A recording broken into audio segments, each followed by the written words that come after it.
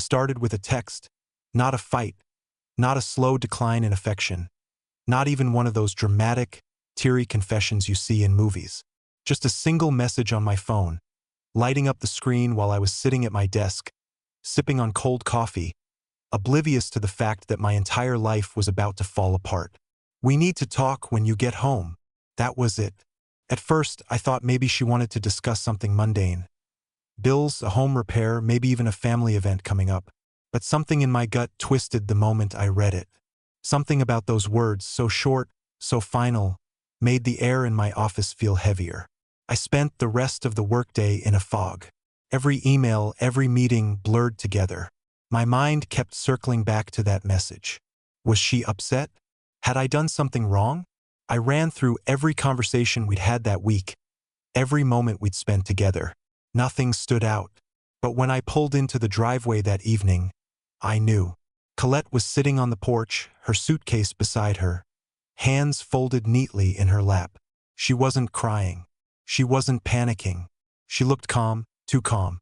I stepped out of the car, my pulse hammering against my ribs.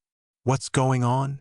She exhaled, slow and steady, like she had rehearsed this moment. "I'm leaving, Eli." The way she said it, so casual, like she was announcing the weather, made my stomach drop. "Leaving," I repeated, as if saying the word out loud would make it make sense. "For a trip? A break? What are you talking about?" Her fingers tightened around the handle of her suitcase. "No, Eli. I'm leaving you." The world tilted. The air rushed from my lungs. I took a step forward, but she didn't move. She just sat there, looking up at me with tired eyes, like she had already made peace with this, like I was the last one to get the memo. "You're joking." It came out as a whisper. "I'm not." I blinked, waiting for her to say something, anything that would make this make sense. But she didn't. "Colette?" I swallowed hard, my throat burning. "We were married." She gave a small nod. "I know. Then why?" "I'm just not happy, Eli." The words sliced through me. Not happy. The woman I had built a life with, the woman I had loved with everything I had, the woman who had stood beside me on our wedding day promising forever, wasn't happy. I felt sick, like I was standing in someone else's body, watching my own life unravel from a distance. "This doesn't make sense," I choked. "We were fine. We just went out last weekend. You kissed me this morning before I left for work. How does this just—" I gestured at her suitcase, at the distance between us. "Happen?" She sighed, her fingers drumming lightly against her knee. "It's been happening for a while. I didn't know how to tell you." "You didn't know how to tell me?" "Until today." My voice cracked. She looked away, and that's when I knew. There was someone else. I didn't even have to ask. The guilt was there, buried beneath her calm expression, hiding in the way she wouldn't meet my eyes. My stomach twisted. "Who is he?"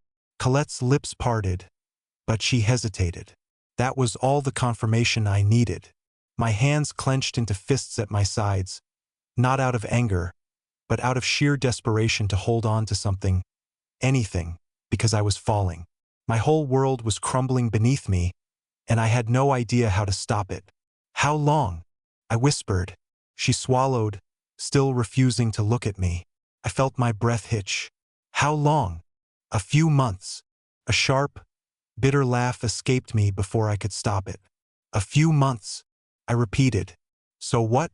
All this time, while we were sitting across from each other at dinner, while we were watching TV together, sleeping in the same bed, I let out a shaky breath.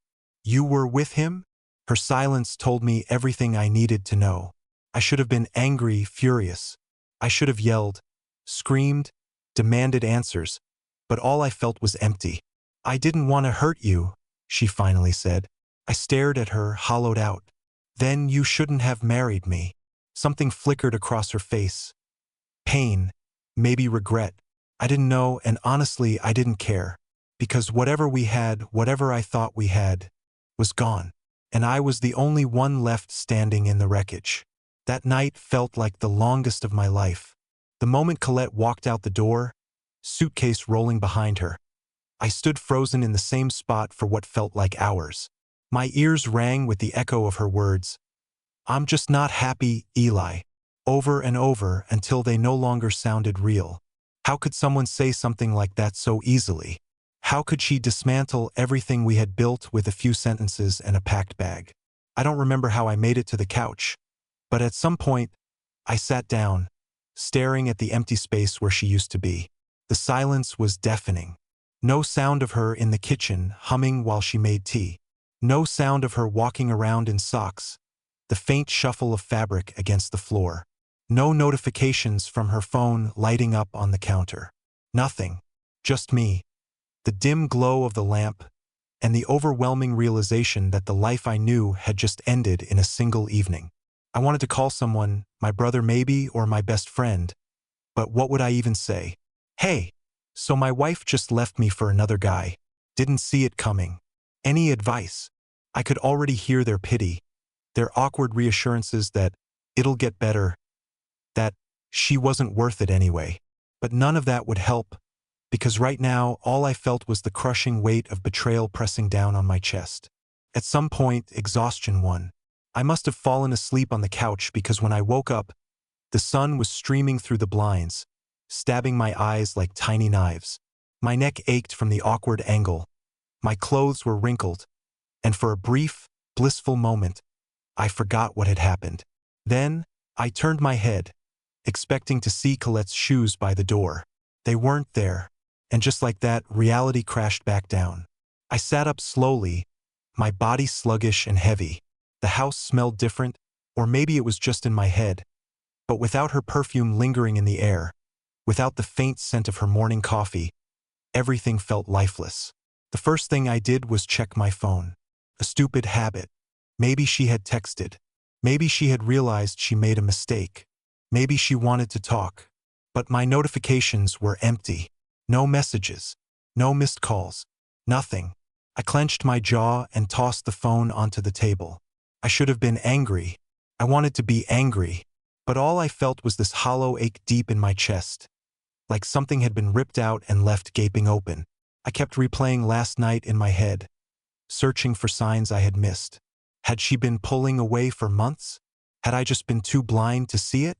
I dragged myself to the bathroom and turned on the faucet, splashing cold water on my face. When I looked up at the mirror, I barely recognized the man staring back at me. Tired eyes, stubble shadowing my jaw. A man who had just lost everything and had no idea what to do next. I walked back into the bedroom, our bedroom. The sheets on her side were still slightly wrinkled from where she had slept the night before. I hated that my first instinct was to reach out and smooth them down, as if pretending everything was normal would somehow make it so. I should pack her things, throw them in a box, make it easier on myself. But the idea of touching her stuff, of physically moving her out of my life, made my stomach churn. Instead, I grabbed my keys and walked out. I didn't know where I was going, just that I couldn't be there. The air outside was crisp, the early morning chill biting against my skin. I got in the car, hands gripping the wheel, and just drove. No destination in mind, just miles of road stretching ahead of me, empty and uncertain, much like my future. Somewhere along the way, I pulled into a diner. It was one of those old-school places with faded booths and a waitress who looked like she had been there since the place opened. The smell of fresh coffee hit me the moment I walked in, but it didn't bring me any comfort. I slid into a booth, rubbing my hands over my face. A waitress walked up, her notepad in hand. "Rough morning?" she asked, eyeing me with a knowing look. I let out a dry chuckle. "Something like that." She nodded like she had seen it all before. "Coffee, please." She poured me a cup, the steam curling up into the air, but I barely touched it. My mind was elsewhere. I kept looking around, half expecting Colette to walk in and sit across from me like she always used to. God, was this going to be my life now? Seeing her ghost everywhere I went? I pulled my phone out and stared at the empty screen. No messages, no calls. And that's when it really hit me. She wasn't coming back. This wasn't a break. This wasn't some dramatic argument where she'd cool off and return with an apology. She had made her decision, and I was just a memory she had already started moving on from. But I wasn't ready to move on, not yet. because there was still something nagging at me, a question I couldn't shake. If she had been planning to leave for months, why now? Why so suddenly? And more importantly, what was she hiding? I spent hours at that diner, staring at my untouched coffee, replaying everything in my mind. The way Colette had sat there on the porch, suitcase beside her, looking more relieved than guilty. The way she avoided my eyes when I asked who he was. Because I knew there was a he. There always is. No one just walks out of a marriage like that unless they already have a safety net waiting for them. But as much as my gut screamed at me that she had been planning this for months, there was something else. Something that didn't add up. If she had been slowly pulling away, why had everything still seemed fine up until the moment she left? Sure, maybe I had been blind to the little details, but I wasn't an idiot. If she had been emotionally detaching from me for months, I would have felt it. I would have sensed it in the way she kissed me, the way she spoke to me, the way she hesitated before answering simple questions. But there was none of that. It was as if one day she woke up and decided she didn't love me anymore. And that wasn't normal. I drummed my fingers against the table, lost in thought. The waitress passed by a few times, offering a refill, but I barely acknowledged her. My head was somewhere else entirely. I needed answers. I left the diner, the bell jingling overhead as I stepped outside. The crisp morning air had turned warmer, the sun stretching long shadows across the parking lot. I leaned against my car, debating my next move. I could call her, ask for a real explanation, but I already knew how that would go. She'd keep her voice calm, maybe even sympathetic, and feed me the same tired lines. It's not you, it's me. I just fell out of love. You deserve better. The same recycled script people use when they don't want to admit the truth. No, I needed something else, something tangible. And then it hit me, her laptop. I knew she hadn't taken it with her. It was still sitting in our office, right where she always left it. Colette wasn't the type to clear her history or cover her tracks. She had never needed to before.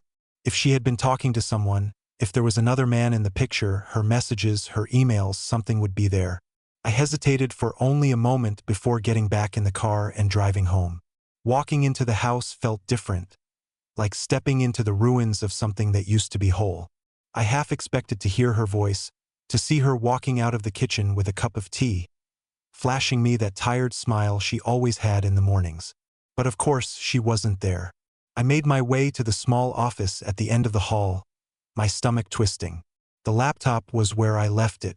I sat down, fingers hovering over the keyboard, suddenly hesitating. Did I really want to do this? Did I need to do this? Yes. I opened the screen. Her password popped up. For a second, panic shot through me. What if she had changed it? But when I typed in the one she had used for years, the screen unlocked. And then I saw it. Emails. So many emails.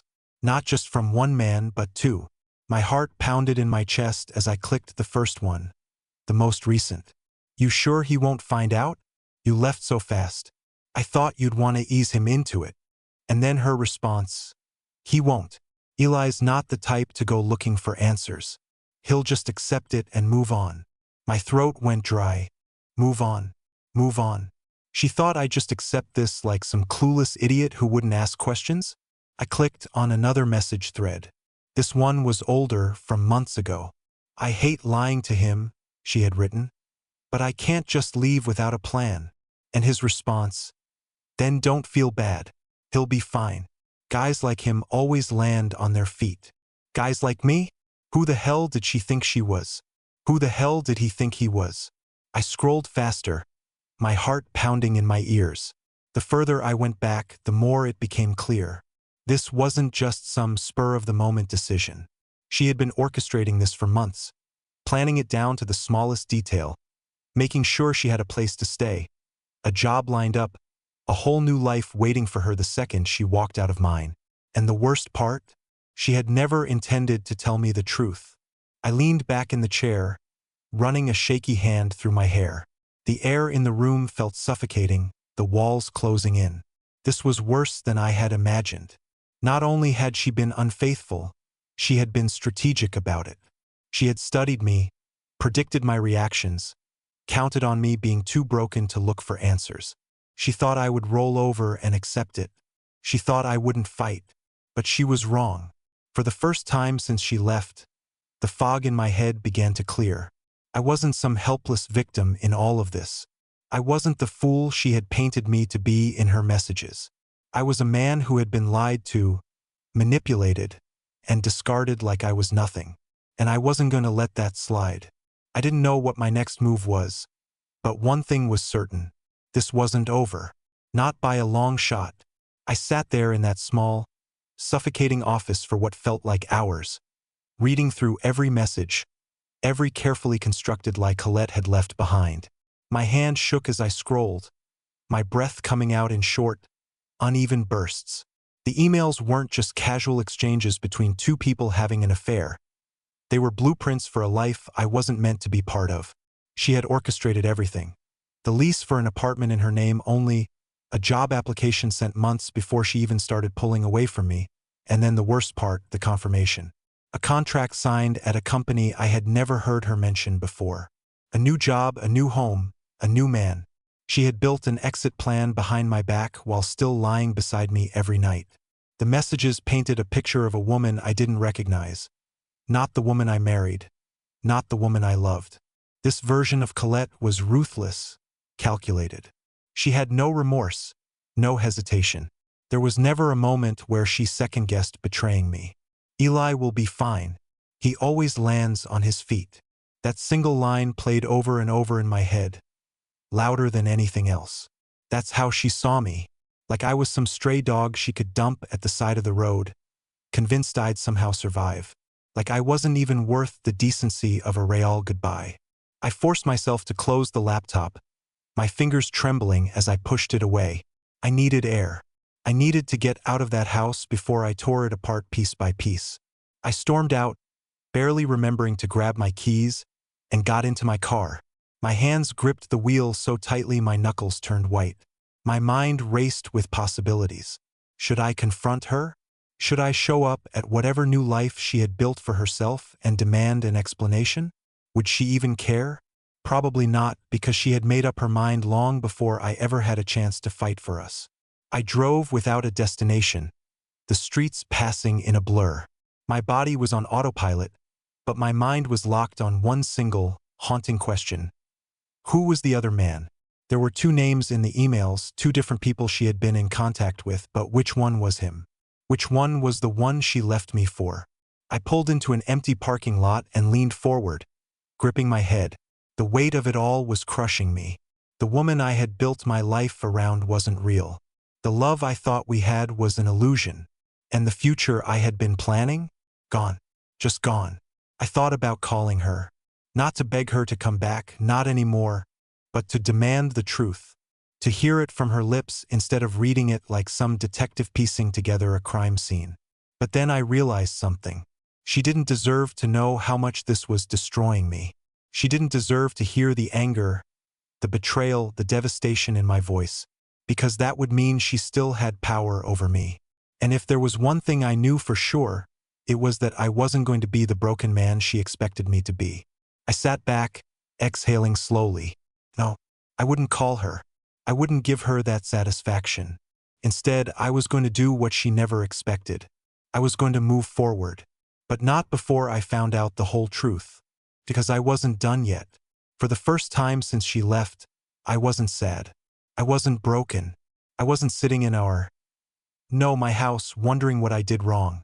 No, that part of me had been buried beneath the weight of something much stronger. Clarity. Colette thought she had outplayed me, thought I'd be too heartbroken, too stunned to go looking for the truth. And for a while she was right. But now that the fog had cleared, now that I knew she had been planning this for months, I wasn't about to just let it go. I wasn't going to fight for her, wasn't going to beg for an explanation. But I was going to know everything. I sat in my car, parked in a near-empty lot behind a grocery store, scrolling through her emails again. Now that my hands weren't shaking with rage, I could actually focus. I combed through every message, reading between the lines, looking for anything she had left behind. A pattern, a mistake, a breadcrumb trail leading me to whoever had been waiting for her. Then I found it. A hotel reservation. Not from yesterday, not from last week, but 4 months ago. A 2-night stay booked under his name but paid for with her card. The name wasn't one I recognized. It wasn't anyone in our circle of friends.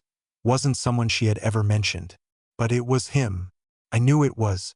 I clenched my jaw, my grip on the phone tightening. She had been so careful, so calculated, but she had made one critical mistake. She assumed I wouldn't go looking. She underestimated me. I copied the name, pasting it into a search bar, and just like that, there he was. His face, his job, his whole life right in front of me. A LinkedIn profile, a company bio. A man who had no business being in my and Colette's life until she let him in. I felt something dark curl in my stomach as I clicked through his photos. He wasn't better than me. He wasn't smarter. He wasn't more successful. Hell, he wasn't even good-looking. He was just there. A man who happened to cross paths with my wife and saw an opportunity. And she took it. I sat back, running a hand over my face. So this was it. The man she left me for. The man she had been sneaking around with while coming home to our bed, looking me in the eye and pretending she loved me. I let out a slow breath, pushing the phone away. I could confront him, show up at his work, let him know I knew. But what was the point? Colette was gone. She had chosen him, and I wasn't going to waste another second of my life trying to understand why. No, I had something else in mind. I was going to let her regret it, because one day she would. A week passed then too. The silence was the worst part. It wasn't just about Colette being gone. It was the realization that she had left without a single moment of hesitation. No calls, no messages, no accidental late-night text full of regret. It was like I had been erased. Like 7 years of marriage had been a chapter in her book that she had ripped out and burned without a second glance. But the thing about silence, it gives you time to think. And I had done a lot of thinking. I had gone through every emotion.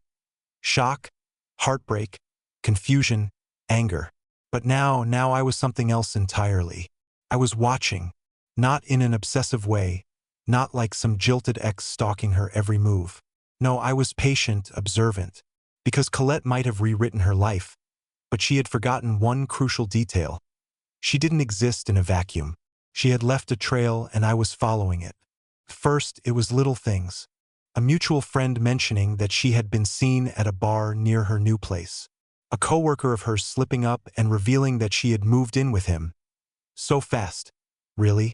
And then, finally, something made my stomach twist in the most unexpected way. She wasn't happy. People talk. They always do. And what I was hearing wasn't the fairy tale she had probably envisioned when she packed that suitcase and walked out of our home. She looks exhausted. They fight a lot. She told someone she thought it would feel different. Different. I almost laughed when I heard that. She had traded in something stable, something real, for an idea, a fantasy of excitement, of a fresh start, of something new. But new doesn't mean better. New doesn't mean right. And maybe, just maybe, she was starting to realize that. I let that thought simmer in the back of my mind as I went about my days. I wasn't going to reach out to her. I wasn't going to show up at her doorstep demanding answers. No, I was going to do something much better. I was going to thrive. Because that's the thing about people like Colette. They always assume they're the ones moving forward while you're stuck in the past. They think they're winning the breakup. But what happens when they look back and see that you're not just surviving, you're living? That you're happier than they are? That's the kind of regret that keeps people up at night. And I was going to let her feel every second of it. Months passed, and with each one, the weight of Colette's departure became lighter.